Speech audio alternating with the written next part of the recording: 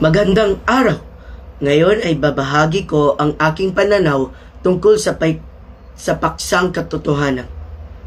Sa aking palagay, mahalaga at tiyakin na ang impormasyon ating nakikita ay ibahagi ay totoo upang maiwasan ang pagkalat ng maling impormasyon.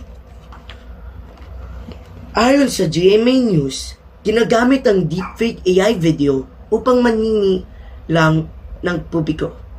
Ayon kay Bones Masangba sa Rappler, isimusulong ng DepEd ang media and information literacy at fact-checking upang matukoy ang katotohanan. Ayon kay Jane Bautista sa Philippine Daily, Philippine Daily Inquiry, nagbabala ang DOH at FDA laban sa peking medical endorsement at suplemento sa social media.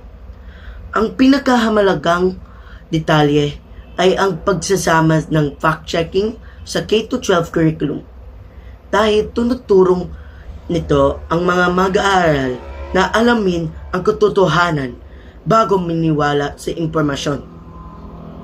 Naapektuhan ako ng isyong ito dahil mas naging maingat ako sa pagbasa at pabahagi ng impormasyon. At sisiguradong kung alamin muna ang katotohanan bago maniniwala.